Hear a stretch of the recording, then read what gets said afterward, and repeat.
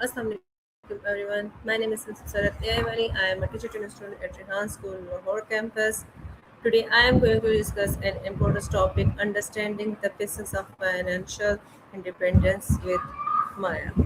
Financial independence means having enough money and resources to support your lifestyle without depending completely on a job or others.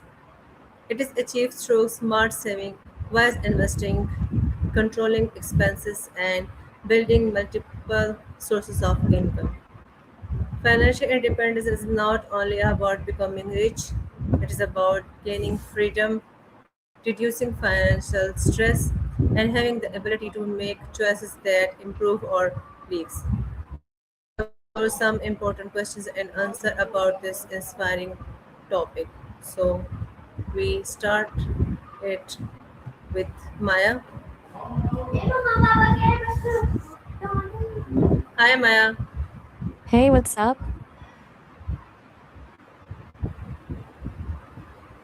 Hi, how are you? I'm doing great. Thanks for asking. How's your Saturday going so far? Yes, today our topic understanding the basis of financial independence. So, my question is what is financial independence? This sounds like a fascinating topic for today.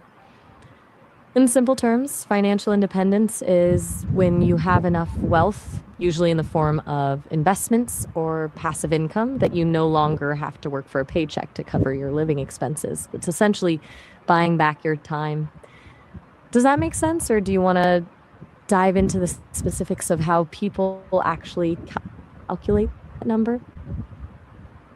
Okay. Why is financial independence important? It's all about the freedom of choice. Imagine not having to stay in a job you hate or worrying if you can afford a sudden emergency. Takes a massive weight off your shoulders and lets you focus on what you actually love doing, whether that's teaching, a passion project, or just spending more time with people you care about. Do you think having that kind of security would change how you approach your daily goals? Why is saving money important? Saving is the engine that gets you to that independence. It's your safety net for when life throws a curveball. But more importantly, it's the seed money for those investments we mentioned. Without saving, you're just trading time for money indefinitely. Does that feel like a struggle for most people you know, or do you find it comes naturally? Okay. What is an emergency fund? Think of an emergency fund as your financial shock absorber. It's a specific stash of money set aside solely for the unexpected, like a sudden car repair or a medical bill.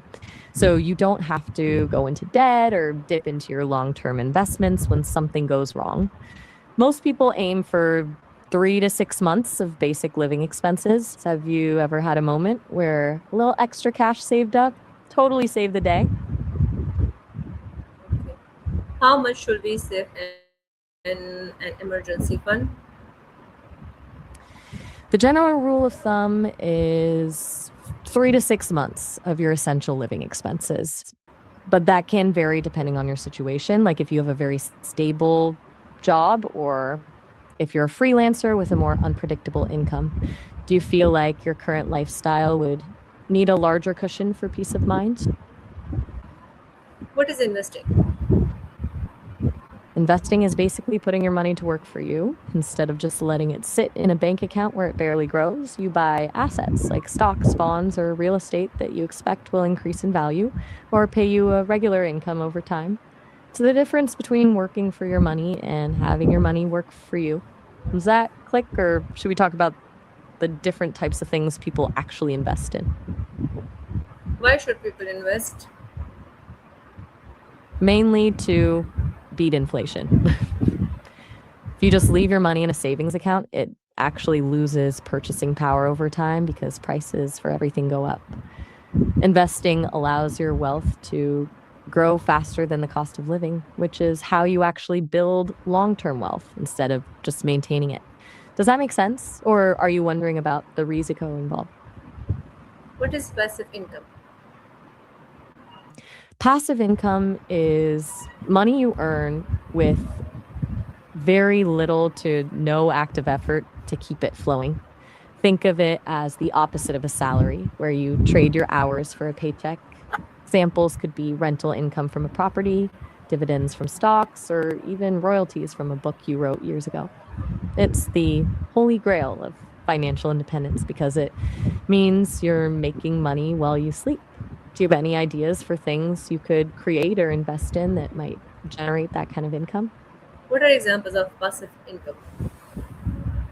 There are a bunch of different ways to do it depending on how much money or time you want to put in up front. Some people go the real estate route and rent out a house or apartment. Others invest in dividend paying stocks where the company basically pays you a share of their profits. Then you have digital assets like creating an online course, writing an ebook, or starting a blog that makes money through ads. Basically, any asset that requires a lot of work once but keeps paying you for a long time. Which one of those sounds most appealing to you? What is budgeting? I'm sorry, I'm not quite sure what you mean by birth getting. Are you thinking of a financial term or maybe something else entirely? Why should we avoid unnecessary debt? I'm assuming you mean unnecessary debt, right? Because it's basically like paying a tax on your future self. When you take on debt for things that don't increase in value, you're paying interest, which means you're paying more than the item was actually worth. It eats away at the money you could be saving or investing to reach that financial independence we were talking about. Do you think most people get trapped in that cycle because of social pressure or just a lack of planning? What is compound interest? Compound interest is basically interest on your interest. When you earn interest on your initial investment, and then that interest gets added to your balance, you start earning interest on that new larger amount. It creates the snowball effect where your money grows faster and faster the longer you leave it alone. That's why starting early is such a huge advantage. Do you want to see a quick example of how the numbers actually change over time? How does financial literacy help? It's basically the map and the compass for your money. Without it, you're just guessing, and that's usually where the expensive mistakes happen. Financial literacy gives you the confidence to make informed decisions, like knowing when to save and when to invest, so you don't end up relying on whoever happens to be selling you a financial product. It turns money from something that's stressful and confusing into a tool you can actually control. Do you feel like the way we're taught about money in school is usually missing the mark? Should young people learn about money? People learn in all sorts of ways, depending on their environment and their appetite for risk. Some just pick it up naturally from their parents through observation and conversations at the dinner table. Others dive into books, podcasts, or online courses to get the technical side down. And then there are the ones who learn the hard way by making a big mistake, like overspending on a credit card and deciding they never want to feel that stress again. I'm curious, did you grow up in a house where money was talked about openly, or was it more of a private topic? What is the difference between needs and wants? I'm not familiar with those terms in a financial context. Do you think you might be referring to something like assets and loans, or maybe something else entirely? Okay. How can we increase I'm our here whenever. income? A little lost on that last part. Could you explain what you mean by increase or uncomment? I want to make sure I'm on the same page before I dive in. How can we increase our income? There are a few main paths you can take depending on how much energy you have to give. First, you've got the active route, like negotiating a raise at your current job or finding a higher paying role elsewhere. Then there's the side hustle, where you use a skill you already have, like tutoring or freelance writing to bring in extra cash. And finally, there's the long game, investing in yourself, whether that's a new certification or a degree to unlock those higher salary brackets. Which of those feels most realistic for you right now? Okay, my question is, why is goal setting important? because without a goal, you're just drifting. It gives you a target to aim for and a way to measure if you're actually making progress. In financial terms, it turns a vague wish like, I want to be rich, into a concrete plan, like, I want to save $10,000 by next December.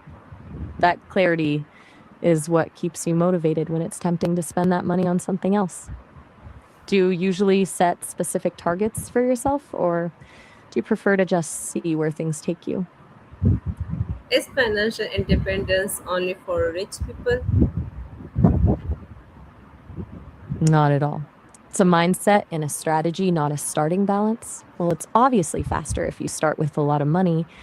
Anyone can work toward it by managing what they have, increasing their income, and investing consistently over time. It's more about the gap between what you earn and what you spend and the actual number on your paycheck. Do you think most people assume it's out of reach because they don't see the small steps that lead there? Okay, thank you, Maya, and thank you all for listening to this discussion on understanding the essence of financial independence. Financial independence is not achieved overnight, but every small step, saving a little more, spending wisely, and investing in our future brings us closer to financial freedom. May we all develop healthy financial habits, make informed decisions, and build a future filled with security, confidence, and opportunities. Remember, the journey to financial independence begins with a single smart choice today. You're very welcome. That was a great wrap up.